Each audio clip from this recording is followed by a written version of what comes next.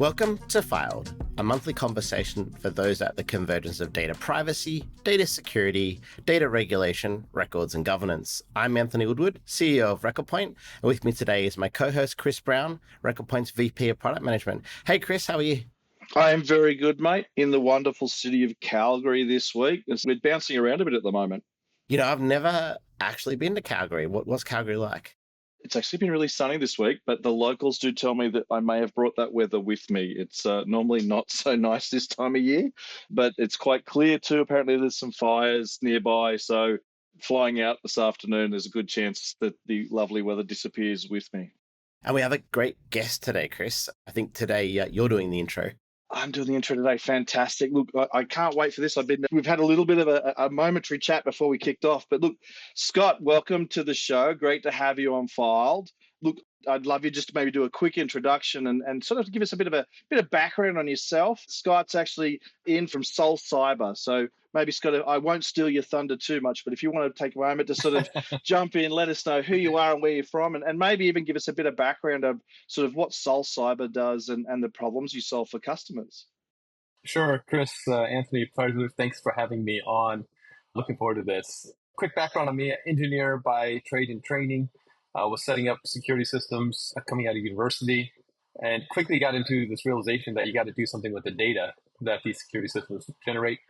Got pulled into a company, into the MSSP business very early in the career, helped build out the business for Symantec, and then for a company called FireEye Mandiant. During those stints, I was very lucky. I got stationed in Sydney, Australia to build out Asia Pacific and Japan for Symantec. As I like to joke, it was one of those, if anybody remembers, don't throw me in the briar patch, the Briar Rabbit story. No, please don't send me to Sydney, Australia. But for the company, I'm willing to do it. So I had a great time there. Set up SOCs in Sydney, Tokyo, and India. Spent 4 years there. I spent 3 years in Singapore with FireEye Mandiant, setting up their global MSSP business there.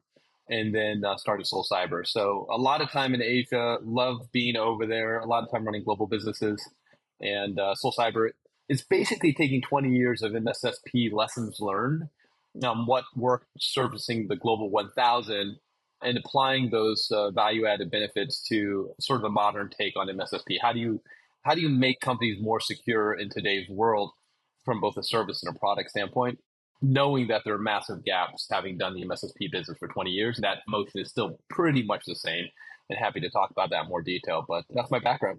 And look, and I've undersold you there, Scott. And so again, for our listeners, so Scott McCrady, CEO there at SolCyber. And look, I think it's really, really interesting as we sort of bounce around and talk a little bit more about those security problems. It's like just even this week, a conference here in Canada where we're talking more in the information governance space, but we're seeing more and more, and as Anthony sort of leans into that convergence, so we're seeing a lot more of this interaction between cyber and security, the information governance side, and being these complementary partners. And I'm sure we'll talk a little bit about that about more. What do you think, Anthony? I think as we said, the convergence is something that's really happening. I'd be interested, Scott, if you see that happening in your world as well. Probably just for the listener, I wouldn't mind explaining one thing you said a few times, an MSSP. What's an MSSP? Because a lot of our listeners probably haven't heard that term before. Yeah, it's a managed security services provider. And so the key way to think about it is, do you want to go hire a bunch of people that have a broad set of skills? Because it's very difficult to find somebody who knows how to buy technology, security technology, then deploy and manage the security technology, then update security technology, and then understand when the threat changes. And so they need to get different technology. And then when that technology all fires, like hang it all together so you can actually track down when something bad's happening, and then have the people that can actually do the response. What we find is you need about 8 or 10 different skill sets. And it's really hard to find that in like 1 or 2 people. And if you do find it, this person's a bit of a unicorn. And so managed security services allows you to sort of solve that broader problem in a much more consolidated and easy to consume manner. Because as a big company, we can have all of those skills scattered through a variety of people, and we can bring them to bear when needed. Absolutely. Oh, and then on the convergence on governance and security, 100%. So you're seeing it led out of the government side. I was actually at a great event in Washington, D.C. About a month ago. Kevin Rudd was there. Ironically, was the prime minister when I was living in Sydney, who's now the ambassador to the U.S. There's a massive push around the Five Eyes around data Did security. you say hello to Kevin07 for me? I did. Yeah. I did say hi. He didn't remember me. Not surprising, but beautiful new embassy, by the way. Gorgeous embassy in DC. So congrats to that small piece of land, that small piece of Australian land right in the middle of Washington, DC. But we're seeing it really push. So if you think about the US government, they came out with the NIST 800 171 guidelines. Those are being promulgated through the CMMC effort for anybody touching the US government. So we call this the defense industrial base. What we are starting to see is the desire to have that regulation be more broadly adopted. It's going to take some time, but you're already starting to see things that are saying like PCI is PCI, GDPR is GDPR, right? That's fine when you talk about privacy, but how do we secure organizations in a much more consistent manner? I think you're going to see the CMMC and the NIST 800-171 standards be more broadly adopted. I guarantee they're going to end up in Australia. I guarantee they're going to end up in Canada. They will always put their unique twist and spin on it. Of course, they'll make it more regionally acceptable, but I wouldn't be surprised if 95% of what you see in those two start landing in Canada and Australia pretty quickly. Yeah, and I mean, it's a super interesting topic. The NIST privacy framework cross-references the NIST cyber framework. And so these two things now already are beginning to converge within the NIST frameworks themselves, right? So I think you're absolutely right. I mean, the privacy framework is completely voluntary today, so there's no real enforcement around it. But the security and privacy controls, and there's been some discussion about this becoming somewhat integrated. And I think if you actually look globally, as you say, around the NIST security standards, the cyber standards, those are already enshrined in Australia's actually already adopted them. So you're seeing that adoption, I think, happen across the board with the standards. And I think what's nice about NIST is it is quite pragmatic as well as covering a lot of the core bases. There are a couple of standards out there that are less pragmatic in how they do things. I think they did a pretty good job on this. I mean, they really did. Obviously, you get into level 3 and stuff, but as we all know, anything coming out of regulatory bodies can be not so practical or easily updated or timely. And generally speaking, they've done a pretty good job on this one. Yeah. So we work a lot in large enterprise, and listening to your introduction, I sense, and I'd love you to confirm this, that you're doing quite a bit with SMB and that segment of the market. Give me a sense of how they're grappling with these issues. We here at RecordPoint, obviously we do a lot of work with government like New York City and a lot with some of the banks around the globe. They have big cyber programs, lots of people to talk to. How does that happen in the SMB world? Yeah, I mean, you all know this. SMB in the US is sort of upper mid-market or large enterprise for a lot of the other countries. So SMB here, we do a lot of business up into 15, 20,000 seats all the way down to sort of 250 seats, 300 seats, with a significant amount of our business in sort of 500 to 5,000, which again is a little bit different than SMB, generally speaking, around the world. What we're seeing is that they're really struggling to figure out how to get the priorities squared away when it comes to both security and privacy. And so in the SMB space, generally speaking, it's a very competitive market. They're not able to get the regulatory moats that some of the large enterprises can get, and they don't have the scale. So it tends to be very competitive, and they're always watching costs closely.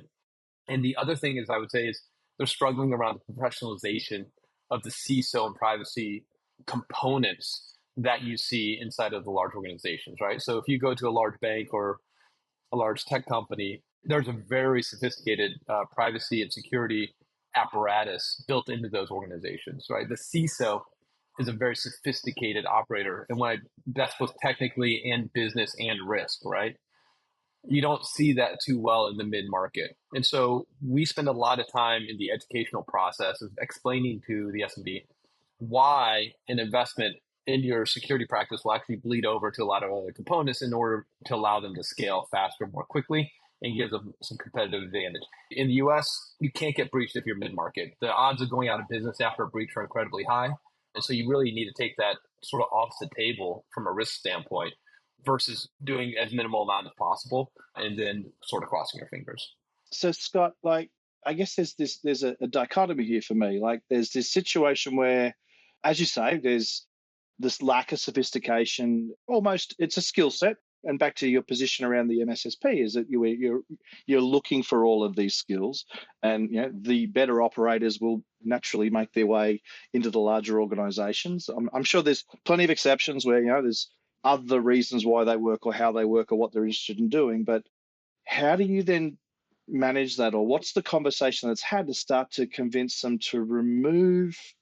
I struggle when I first read MSSP and I'm working my way through the materials. I struggle to see how you're removing almost the fear of, I'm going to hand over all of my ability to manage the security for my organization to another organization. And I think I've got some of it from the pieces that you've talked about, but that sounds like a real challenge to have that. And you said, there's the education piece. That sounds like a real challenge. Like, is it a tough sell, or am I making more of that? Or is it literally, as you've just said now, from a market perspective, these people are looking for answers and they can't find them in the workplace? Hey, it's a very well articulated question, because what's happening is we sort of have three types of buyers. Let's call it the first type of buyer is, I've got AV and a firewall and I'm good. I call it, that's the ostrich buyer, right? They got their head in the sand. They're going to get breached. It's inevitable. So separate, they're one. We obviously move on from that. The second buyer is this person that we say, you have to build a security program. Oftentimes this buyer has built a security program in the past, and they get that security program is not a collection of tools. It's a set of tools that are continually evolving, a set of operational processes that are run with rigor, right? So this isn't like, oh, we're supposed to do this thing, but now I got pulled away to this other meeting and then I didn't do the thing. And now I'm going to do the thing next week. And then that doesn't happen. In a way that allows an organization to both track that over time via reporting and show value, and also respond in real time when something bad happens. Those people buy our solution like hotcakes, because they're like, yeah, I did that once before and I had a ton of resources and a ton of money and it was still hard as heck and I never want to do that again. And the example I use there is, a decade ago, I had thousands of Dell servers and I had ping power pipe. I had an infrastructure management team. I built an infrastructure program, right? With the tools, the people, the processes, and the capabilities. I don't do that anymore, right? I'm that guy. I'm like, that's a nightmare. I'm going to put it all up in Azure and AWS, and then I'm going to manage them. Those people buy our stuff hand over fist. The third buyer is exactly what you talked about, Kris. They're stuck in the middle. They're like, I sort of want to build it. I maybe haven't done it before. It sounds fun to build my own team. Wouldn't it be great to have my own personal little empire? And then the other side is like, but I'm also then fully responsible. So if something goes bump in the night at 2 a.m, you better know what you're doing. Otherwise, you're going to get owned. We talked to a company, 7,000 seats. They're like, we sort of want to do it ourselves. Got breached. Weren't able to process mortgage payments for 2 months. So you better be good. You better know what you're doing if you're going to be the third prospect. I like that analogy there of you better be good. As I said, in our space, that even at the larger end, there's still this real grasp of not really understanding what it means to manage your data. And so I'm taking some solace here that, as I said, we've literally we've got to make sure that we continue to educate in that space, because there's people building programs that are failing to do so, that are having issues around data and privacy. And it's actually really interesting to hear you say those things there, because as I said, for me, that was the piece I was flipping around and reading on this website. I'm like, I have to ask this of Scott, because clearly we've got a successful business. You're doing this thing, but it's that third owner, replays back into that data governance market. It's, once upon a time, I've got my SharePoint or I've got my file shares and I've got them under control. There's a program where people are checking in and checking out things, and they've forgotten that they've implemented Workday and SAP and Salesforce and all these other platforms. They've moved to Teams or Zoom or Slack, and now there's just data and decisions everywhere throughout the organization, and they've lost control. But it's like, when we come along and go, I can help you with that. You don't have to be that guy, as if you just played it back. And they're like, you can't have the data. Kris, think about this, like AI, right? Everyone wants to implement AI to have their own personal chatbot, right? And all of a sudden they're like, well, where's the data boundary? Because the data is everywhere, right? So to your point, it's becoming real for people as they try to figure out how to get leverage, that they don't have grasp of their data and where it is and what's being done with it. Yeah, no, I take great solace in that. Yeah, I suppose thinking about that though, what do you think is the fluency and the behaviors we're looking for when it comes to the connection between data and cyber. So, we talked before about NIST standards and there is some convergence happening in the standards. But the one thing I observe is that everybody's still talking about the boundaries as opposed to the guts. So even in the privacy world, there's a lot of conversation about, okay, at the website, when we collect a cookie, we shouldn't use a pixel and we should not have third-party cookies and we should deprecate that. And that's the privacy world. There's a lot of conversation going on there.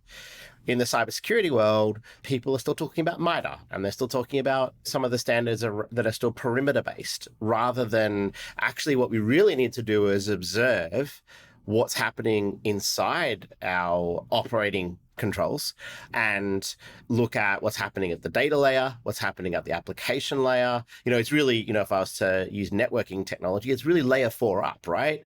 Because all the stuff below is really, if you go down to a packet level, that's easy to watch. You can watch the packets go past. You can, our technology has gotten so good, we can go bad packet, good packet, bad packet, good packet.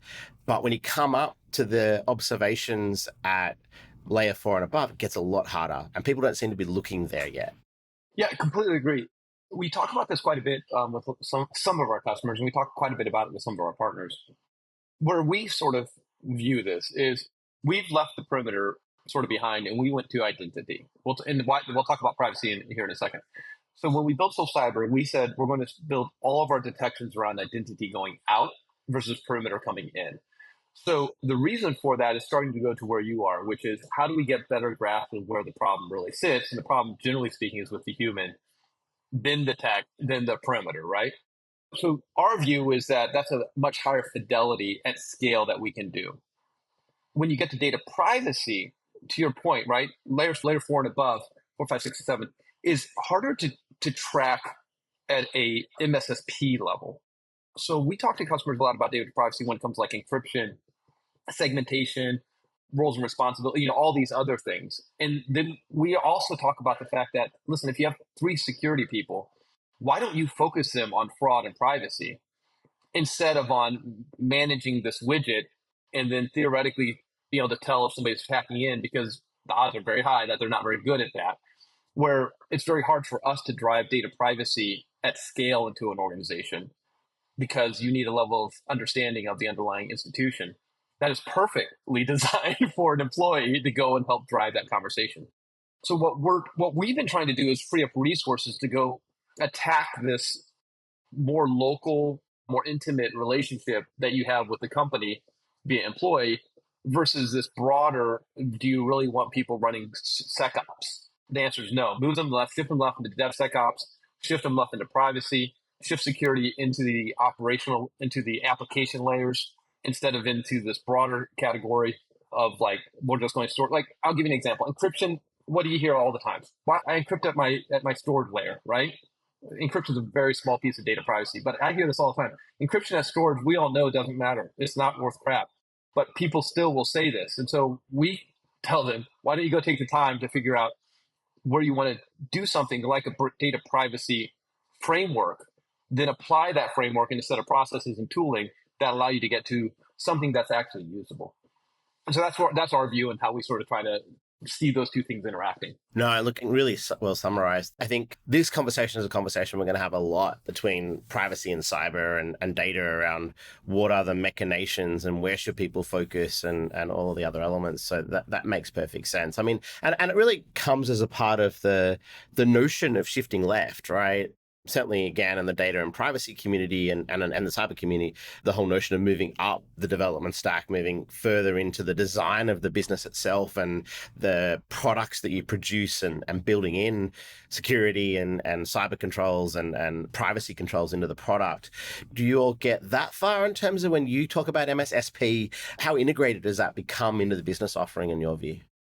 So our goal is to provide services that we can do at scale, right? And so where it tends to intersect is areas that we can provide a service on top of something at scale, meaning we can do it relatively repeatably. So I use encryption as an example because we actually offer a service around data encryption that you can deploy at scale. So think large telcos, large financial institutions. And so if you want a no code or zero code encryption solution that can encrypt across all applications with a management layer that allows you to see exactly what's happening, that is a component of beginning to build out a privacy policy, right? Now, we then say, okay, if one of the things you're trying to do around privacy is to be able to understand where your critical information is, whether or not that's PII or otherwise, and you want to make sure that's secured throughout the life cycle of that data, then you have to have application level security that's validated at all the points. Well, we can do that for you because you're going to choose the applications and we can deliver that. The other components around privacy that are much more, like I said, specific to the underlying company that we can't do at scale, we tend to try to hand that off to someone. Because if I have to do it for one company one way and another company a different way, then obviously we can't help because it's impossible for us to do that. Yeah, look, and I'm going to shift gears slightly. See what I did there?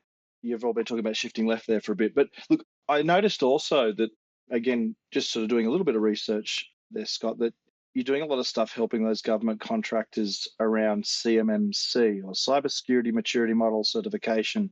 For our listeners, can you give me a little bit of a better understanding of what that's trying to achieve and help them to understand what that's trying to achieve both for those contractors and then also for the agencies that will then use those contractors? And then what's the goal of this? So where does this go in terms of, I see this sort of a bit of a beginning here, maybe a bit of a response to the market, trying to get ahead of DoD and these other types of contracting vehicles. So what are you seeing in that space?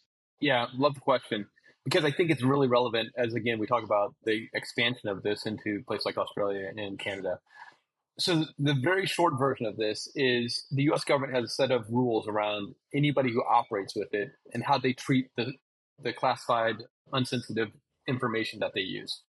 So what they found was that a lot of those companies were saying they were securing their organizations, but as you can imagine, it's kind of difficult, so they weren't. And so NIST 800-171 is the response to that. CMMC, the easiest way to think about it is it's sort of the teeth behind the framework. So what CMMC is saying is if you're part of the defense industrial base and you're handling CUI, confidential unclassified information, then you have to meet these these requirements. It's not an if, it's a when.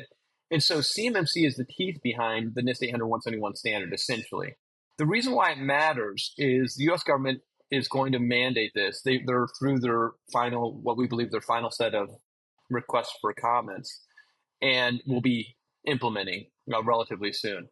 I don't see any way that the Five Eyes aren't pulled into this framework. Again, they'll probably do it their own way. So think of it as hey, you're building armor for drones and you have 400 people in your company. Guess what? You're going to have to meet these requirements. You're going to have proper level of security. You're going to have roles and responsibilities, segmentation. You're going to have response capabilities. You're going to have all of this stuff. And so the key piece there is you might as well start getting ahead of it by putting the right security in place and start planning for the operational components. So what we tell everybody is it's coming. A lot of people don't like it because it's like anything, like you got to go buy your car insurance, right? It's not like we all enjoy that, but you got to go do it. It's the same way coming on CMMC, and it is going to land via that form or a slightly different form in any of the Five Eyes. Yeah, and we at RecordPoint, working with some components of that in Australian government, and CMMC needs to be implemented by 2025 as an FYI into Australia. So there's a rolling implementation that began back in 2021, I think, Kris. I don't know if you have more detail on that. And, obviously there's different maturity models out there. Do you see CMMC as really becoming the model that people like the FTC and some of the others will then start to use for, say, the banking sector and other critical infrastructure players? I think so. The belief, and I think it will probably be the case, is that you will see CMMC be the foundational requirement, right? Now, again, because each regulatory body has to do their special sauce, right? So they'll say, well, we have this special one, and let's prove our value that we're the FTC or whomever. But let's be honest, I think it's probably going to be like 96, 98% the same. And we're already actually starting to see it at the state level. So state governments are infamously shy about spending money on cybersecurity. We are starting to see them say one of the ways we can solve this gridlock around getting good security in place is to say that we're going to move ourselves to the CMMC standard. So they view the adoption of that as a means to get better security in place through the machinations that it takes through state and local governments, as saying we want to get good security, we need to get there, but we keep getting blocked. Well, what we're going to do is say we've got to get to CMMC, and then that will force us down the path. No, super interesting. And it's, if anybody wants some bedtime reading, and Kris tells me I'm weird, but I don't think I am, do take a look at it because I think as a lot of those cybersecurity regulations are quite indecipherable, but I think to be fair to CMMC, it's actually, it does read in a way that I think the layperson can make some interpretation and start to get a flavor of it. So it's well worth taking a look at. And again, it has such a crossover at this convergence point because ultimately all of this is about data and how we protect and maintain that data. Look, it's been a fantastic conversation, Scott. I had a question for you. You obviously have a lot of knowledge and a lot of pieces. What do you do outside of the cyber world? Is there particular blogs you're listening to? Is there the particular things that are driving what you do on a daily basis? I mean, yes, it is the answer. Two things outside of cyber that are interesting to me. One, I'm a pretty voracious reader. And then two, I find just health and biohacking and all that fascinating for some reason. So when it comes to spare time, it's reading things that are interesting. I just started on Elon Musk's autobiography. And then two, biohacking and sort of the intersection between technology and sort of human progress is just mind blowing. And I think the thing that's fascinating there is that essentially there have been a ton of people that have been experimenting in this space for a decade. And all of that is coming to light due to the fact that a lot of it can be published, a lot of it can be tested.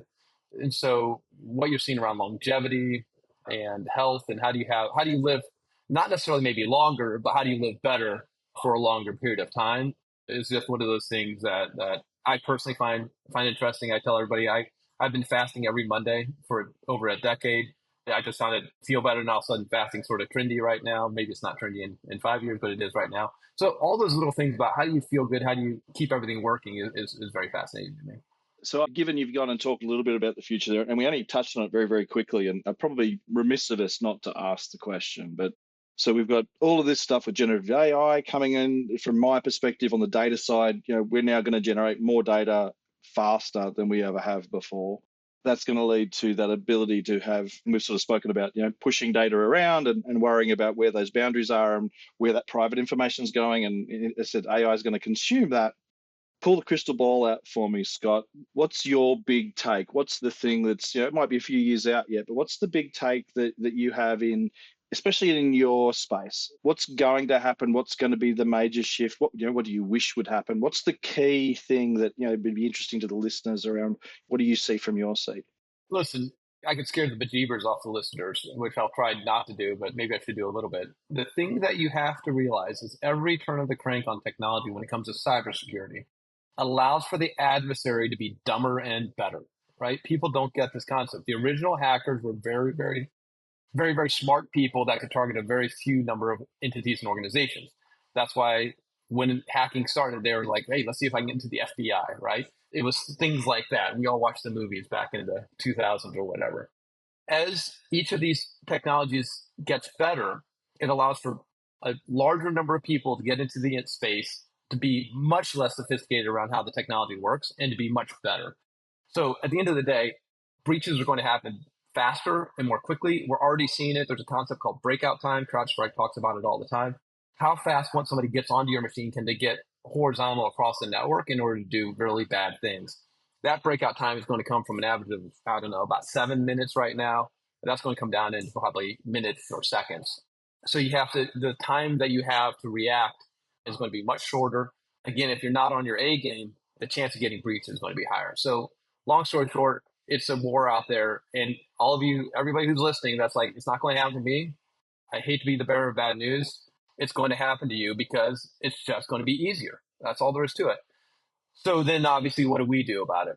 And there's two things that from a defensive standpoint, we're really going to up-level the ability for our analysts to action data much more quickly. And so right now, if you're an analyst, you have a lot of data coming through ML and AR already, but you still have to go piece it all together when something bad's happening. That process of piecing what's happening and making that picture so that you feel confident that you know what's going on, that is going to get shrunk significantly. So the ability to click a button and pull all the data from all the different sources and the context of that data, so you know that this is a foreign national that's attacking, or a hacking group for money coming out of maybe Eastern Europe. You'll be able to figure that out quickly. What are the TTPs? And be able to respond to that in a much more quick and aggressive and certain manner. So obviously the defense is always trying to keep up with the offense. The offense only has to be right once. We have to be right all the time. But that's what you want to see as this crank gets turned, and it's getting turned faster and faster. We all saw the ChatGPT announcements yesterday. It's insane out there. Oh, that's a whole other podcast for us to trilogy, Scott, around the OpenAI announcements. And we're recording the day before Google I/O as well, and there'll be a series of announcements, as I understand, on Gemini as well today. So watch this space. But look, we could keep having these conversations. There's so much fascination, I think, with what's happening in the cyber world and what the overlay here is into data governance. I really appreciate your time, Scott. There's a whole bunch of topics we covered there. It was really great to have you here on the podcast. Thanks for having me. Like I said, Australia's near and dear to my heart, so I always enjoy talking to folks that are living back in the homeland, if you will. Beautiful place, and I'm happy to jump on any other time in the future. No, fantastic. I will definitely get you back because this was a great conversation. There's so much more depth we can get to. Thanks for listening. I'm Anthony Woodward. And I'm Kris Brown, and we'll see you next time on Filed.